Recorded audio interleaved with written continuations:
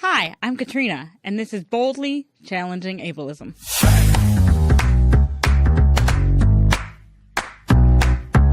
I'm your host, Katrina Simons. I'm the Community Program Specialist at the Institute on Community Integration at the University of Minnesota. This program explores various topics that impact people with disabilities in our community.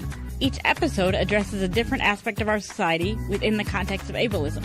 Ableism is the prejudice that stems from the belief or belief system that assumes someone is less capable or less worthy because of a real or perceived difference in ability or function. On this program, we hope to answer some questions you may have been afraid to ask, or maybe some you didn't even know you had. Thanks for joining us. I hope you enjoy the conversation.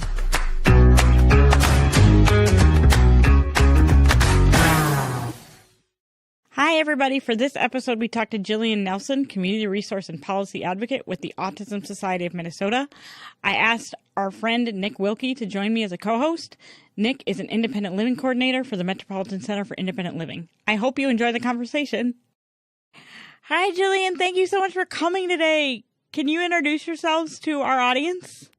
Absolutely. My name is Jillian Nelson. I'm the Community Resource and Policy Advocate at the Autism Society of Minnesota. I'm also an autistic adult with ADHD and fibromyalgia on top of all that. And I'm really, really passionate about disability rights and changing the outcomes for our entire community. Thank you so much for joining us today. Jillian, just to kind of start us off here, can you tell our listeners a little bit about your role over at Awesome, and maybe a little bit about being a Humphrey Policy Fellow as well? So I work for the Autism Society of Minnesota. My official job title is Community Resource and Policy Advocate. This is one of those titles that accounts for wearing a lot of hats working in the nonprofit industry. So during most of the year, I spend a lot of time talking to people, helping them find information and resources about navigating autism in our community, doing some education, doing different trainings, and working with the community as well about autism education. And then I take everything that I hear from our community and all of the struggles and the challenges and the things we'd like to see improved. And January through May, I head off to Capitol Hill and I work with our Minnesota State Legislature to try to make some public policy changes to make a better world for people with disabilities and specifically with autism. This last year, I had the fantastic joy of being a fellow with the Humphrey Policy Fellowship Program with the University of Minnesota, and really just getting to learn a lot more about leadership and public policy outside of the disability bubble. So connecting with amazing leaders all over the state and the country, and just learning a lot more about how to change systems and how to work together across different viewpoints and different ideas and make change and see what other people think and feel and learn how to better use my leadership skills. It was a phenomenal experience. I would 10 out of 10 do it again. I tried to convince them to turn it into a 3-year program while I was in it, and they politely declined and decided to take on another class this year.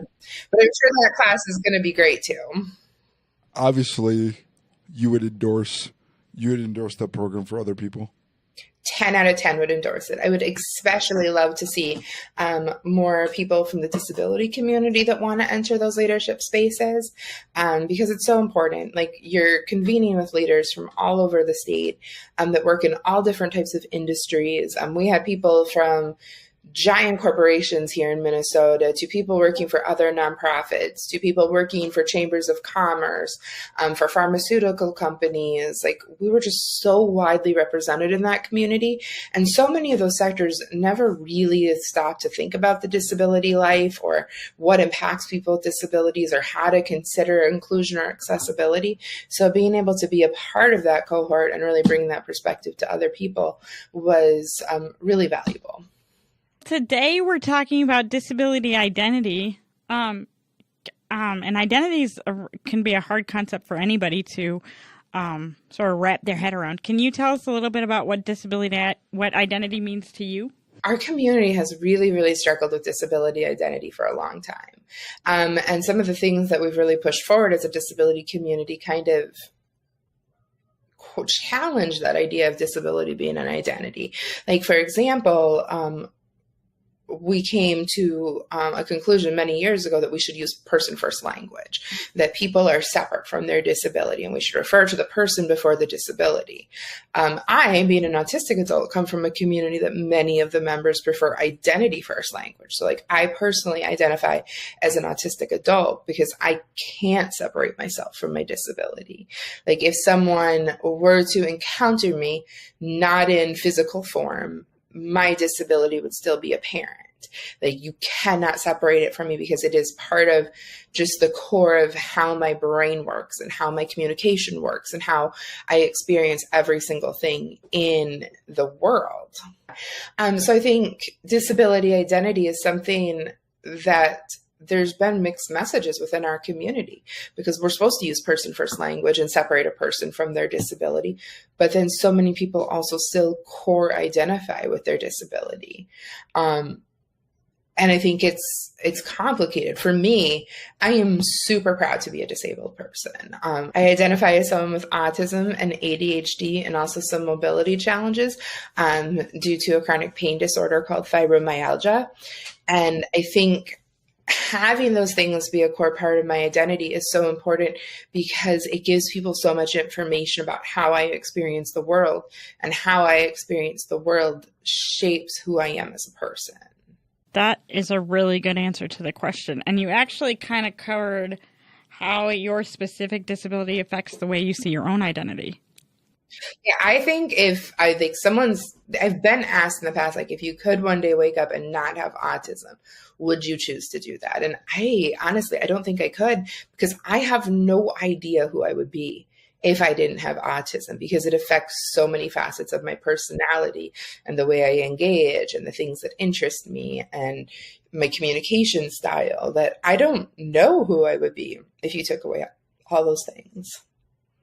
You know, so much of what I do is associated with the disability community. And even when I'm not working, I'm still, you know, connected in some way or form. So to your point, like, okay, do I take a blue pill and wake up tomorrow? I wouldn't be the same person. Well, I think like when we started the concept of person-first language and this idea of separating people from their disability, it was based on this concept that we needed to see people as people, not people as their disability. But that concept in itself is inherently ableist. If there is a need to separate us from our disability, then you're saying that our disability is something that lessens our worth, and that's why we would need to be separated from it, versus something that is just an inherent part of us that shapes the way that we live our life and experience our world. I'm actually a big proponent. Like, I push really, really hard to stop seeing disability as a collection of diagnoses and to start looking at disability as a culture. And we have all the pieces of a culture. We have our own language. We have our own traditions. We have our own values. We have our own rituals. We are truly a culture, and there's no other culture that we would try to separate a person from.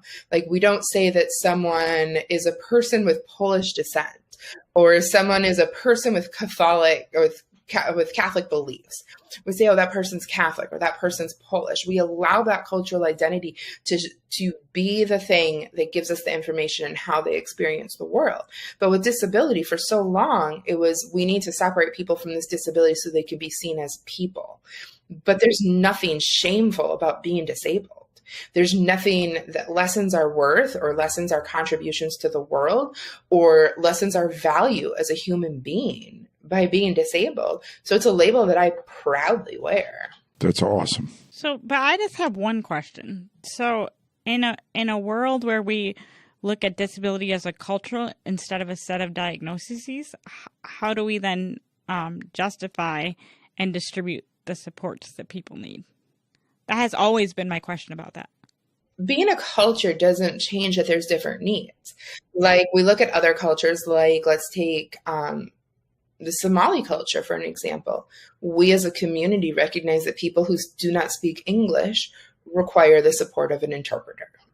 They require the support of documents that are translated in order to participate in society.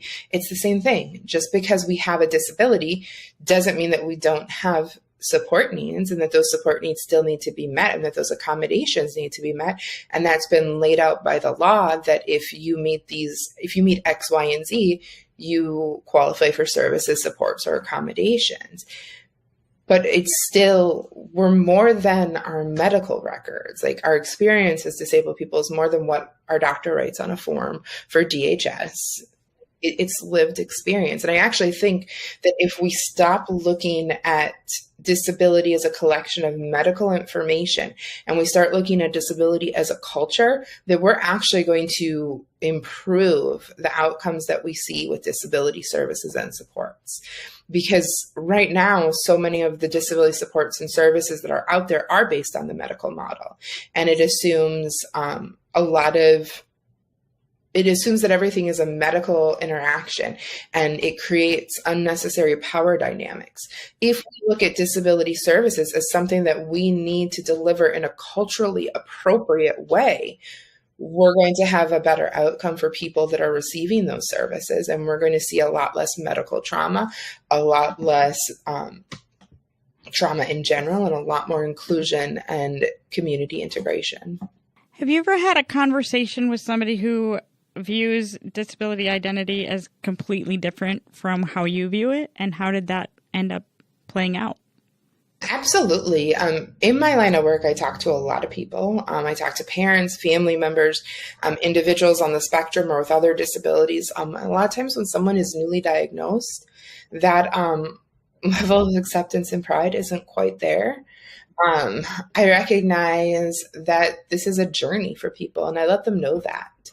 I think it's one of the reasons that I do live my life so openly autistic and disabled, is because I want to be a person that can be a role model to say, hey, this isn't the end of the world. This is okay. Who you are as a person has value. And no matter how hard things have been prior to getting a diagnosis, like, you bring great things to the world, and you just have to learn how to live in this world that wasn't made for us on your own terms. That's fabulous. I'm going to shift gears a little bit back to something that you were talking about. Can you tell our listeners why your activism and focus is perfect for you? I have a really, really great privilege that I get to be a part of the community I represent. So I'm up on Capitol Hill, and I'm advocating for the autism community and the disability community. But I have that lived experience as well. I have that privilege of being almost a shepherd for our community and helping people find resources and information. I like to think of myself as a story keeper. Like, people call me and they tell me the hard things. And then I realize that I'm hearing the same hard story over and over and over, and I come up with a solution. Like, this, if we change this in our system, this wouldn't be happening to people. Or if we did this, maybe this would be prevented. And I get to be there, and I get to tell people. And I also get to be like real lived experience. So I'm not up there telling someone else's story on the Hill. I'm not up there representing another community. Like, this is like, I got a horse in the race. Like, this is my life as well as everyone else's life. And I think that's a really unique perspective, because too often in politics and public policy, we have a lot of professional people with a lot of fancy degrees that are advocating for us and that are deciding what's best for us or what our community needs, or that are in those rooms making the compromises at the final hours. But I'm the person who lives the life. So when I'm in a meeting deciding, like, what are we willing to compromise on this bill regarding waiver 2.0?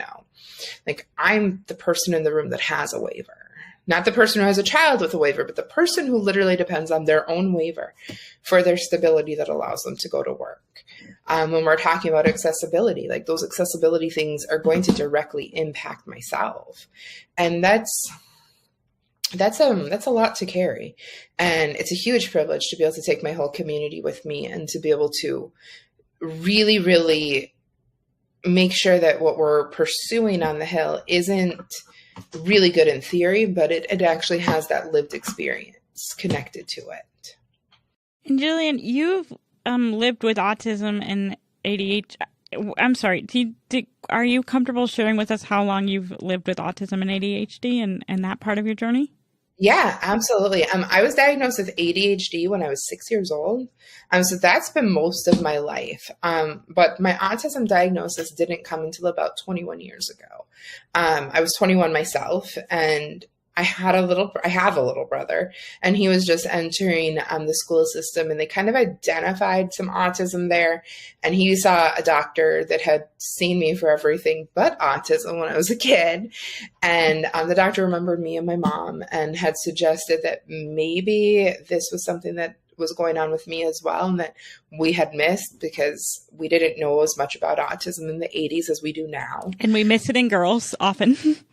Yeah, and I'm a girl. So he suggested that I go get assessed as an adult. And sure enough, it explained literally everything. And actually, at the time that I was diagnosed, I was actually a homeless drug addict because I was completely lost. I had no idea what I was doing in my life. I couldn't seem to get anything right. And I was just really, really struggling. And having that diagnosis suddenly made everything in the world make sense. And it was kind of the pinnacle of really turning my life around and getting on a better path and slowly starting the career that I have now. And then the fibromyalgia came later. Is that correct? That was about 2 years ago, yeah. Okay. So can you tell us a little bit about the difference between having a invisible disability versus a visible disability, or even how those two have interacted for you? We see a lot of crossover in the autism community, even without research, of autoimmune disorders and people, especially women with autism. I also have some hypermobility challenges as well that really play into the fibromyalgia. And I spent a lot of years just struggling with pain, thinking, okay, well, this is because I have a bad back, or because I had a back injury when I was this old, or that. And I really didn't have the concept that this wasn't how everyone lived. So that was probably because of autism. I didn't realize that this wasn't a normal thing until I started talking to other people and realizing that, like, other people don't hurt all the time, or other people don't have mysterious nerve pain that pops up. And then the hypermobility in my joints started to get a little bit more severe. So I started seeking out answers. For me, the biggest difference after having a diagnosis and putting some stuff in place was just how the world views me. It's still not perfect, but like if I'm somewhere on my scooter and I ask for accessibility, nobody questions it. Like, there's a mobility device. Obviously, I need accessibility. If I'm somewhere not on my scooter and I request some sort of accessibility related to my autism, I usually have to fight for it. Or I'm usually just denied it. I often tell the story of during the pandemic when they reopened the gyms and they had all these regulations, which I was on the group of people that wrote the regulations regarding PCAs for the governor's office.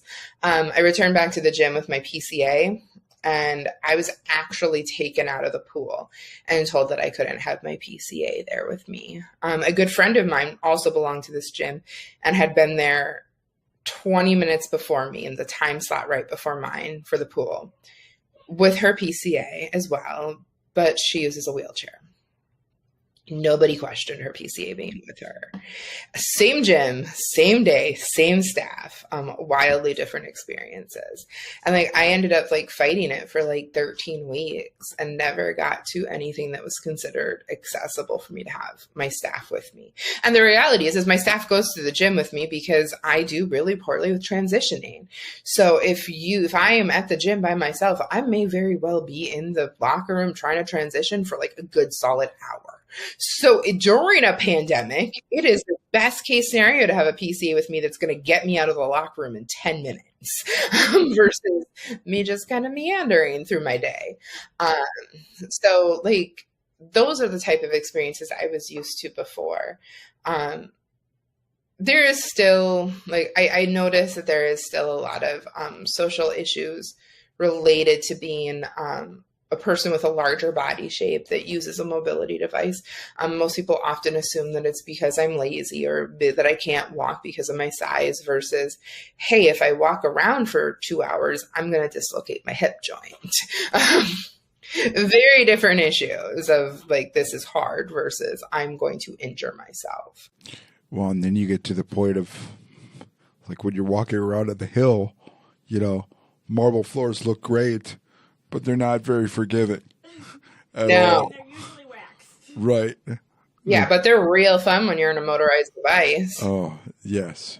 Yes. You can just fly across those marble floors. No problem. No problem. Jillian, what do you think? What do you think the biggest thing is that people learn as we begin to talk about disability identity? Like, what's the biggest message you want to put out if you could only put out one? I want people to know that being disabled doesn't decrease your value. In fact, I would say being disabled increases your value. Other people don't plan life the way disabled people have to plan. You don't have to figure out whether or not you can get in and out of a building. You don't have to plan sensory things. You don't have to be innovative in your daily life if you're just living a typical non-disabled life.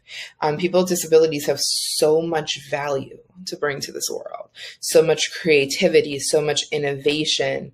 I was actually just talking to someone from a park board right before this, and I told them that we should really just stop doing focus groups with non-disabled people for things like community planning or walkability. If you just bring together a group of diverse disabled people with all different types of disabilities and we tell you what we would need to be accessible, the entire world is going to benefit. Like, no non-disabled person ever came into a building and shook their fist and said, this place is too accessible, and this ramp and this wide doorway and this accessible sensory friendly lighting is just ruining my life. Like, that's never happened.